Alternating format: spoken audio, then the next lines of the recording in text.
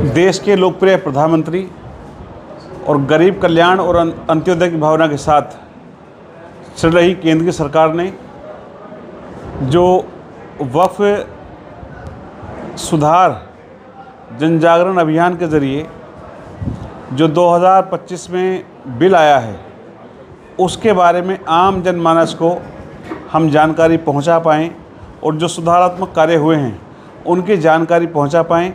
इसके लिए भारतीय जनता पार्टी का एक एक कार्यकर्ता, विधायक और सांसद सभी जिलों के अंदर जिलाध्यक्ष के नेतृत्व में हम लोग काम कर रहे हैं और इसको जन जागरण अभियान के ज़रिए लोगों को बताने का काम करें किस प्रकार से गरीब मुसलमानों के लिए, पसमानदाओं के लिए, महिलाओं के लिए, मिस्कीनों के लिए, यतीमों के लिए और बुज़ुर्ग लोगों के लिए मोदी जी ने वक्फ बिल में प्रावधान किए हैं और जो इस वक्फ की लूट थी उसको बंद करने के लिए किस तरह से कानून बनाए हैं।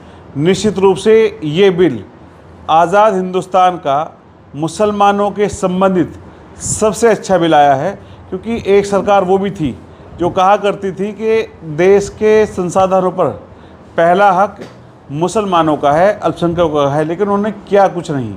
वहीं दूसरी ओर मोदी जी जब प्रधानमंत्री बनते हैं तो बोलते हैं कि इस देश के संसाधनों पर पहला हक गरीबों का है, यानी कि वो सबका साथ, सबका विकास और सबके विश्वास के साथ, सबके प्रयास से इस देश को आगे लेके जाना चाहते हैं। देश को जातिवाद से बाहर, बिरादरीवाद से बाहर, धर्म से बाहर ले आकर के राष्ट्रवाद की ओर देश बढ़ रहा है। इसके लिए वक्फ बिल लोगों तक जाए, वक्फ बिल लोगों तक पहुँचे और किस प्रकार से सपा, बसपा, कांग्रेस के लोगों ने वक्फ के गरीबों के हिस्से को लूटा है और खाया है, इसकी जानकारी हम लोगों तक पहुंचाएं। क्योंकि मैं आपको कुछ आंकड़े देना चाहता हूं कि 4,52,000 संपत्तियां 2005 में सच्चर कमेटी की रिपोर्ट के अनुसार आईं और उनसे जो सर्वे के अनुसार और जो एक राय बनी वो 163 करोड़ आय हुई। लेकिन 2013 के अंदर भी कांग्रेस की सरकार थी। रिपोर्ट आने के बाद जब दोबारा सर्वे हुआ तो 8,72,000 संपत्तियां 4,52,000 से हो गई, लेकिन आय हुई 166 करोड़। आप इससे वक्फ की लूट का अंदाज़ा लगा सकते हैं। लेकिन मोदी जी की सरकार आने के बाद तो 2018 के अंदर सर्वे हुआ और सर्वे में सारी बातें जांच हुई और एक अनुमान लगाया गया तो 8,72,000 संपत्तियां थीं, उनसे लगभग 12,000 करोड़ की आय हो सकती है।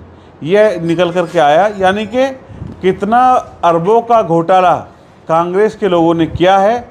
और ख़ास तौर से मैं कहूँगा कि यहाँ पर जो एक पूर्व मंत्री थे उनके लोगों ने यहाँ पर लूटा है, क्योंकि संपत्तियाँ बहुत सारी निकल कर के यहाँ पे आई हैं। सरकार की संपत्तियाँ हैं, जो शत्रु देश की संपत्तियाँ हैं, उनको भी लूटा गया, उनको खसोटा गया और अपने लोगों को बांटा गया।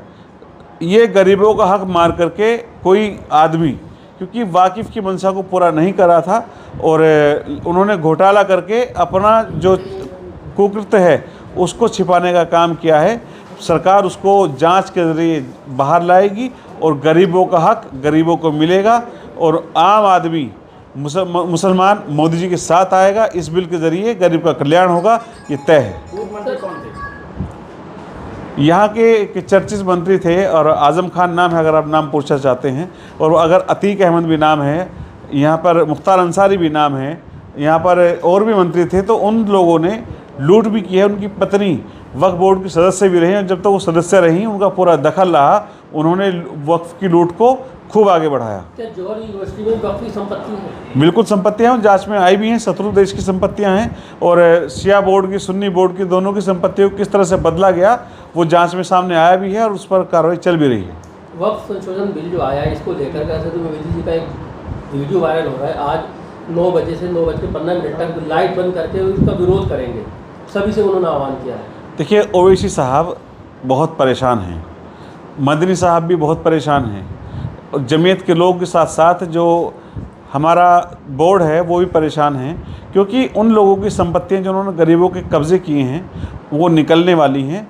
और ओवैसी साहब का तो ऑफिस भी वक्फ की ज़मीन पर बना है और जमीयत के लोगों ने बड़ा कब्ज़ा किया हुआ है, सपा कांग्रेस के लोगों ने बड़ा कब्ज़ा किया है, इसलिए इनको दर्द होना तय है। पहलगाम घटना में जिस तरह से लोगों में दुख है,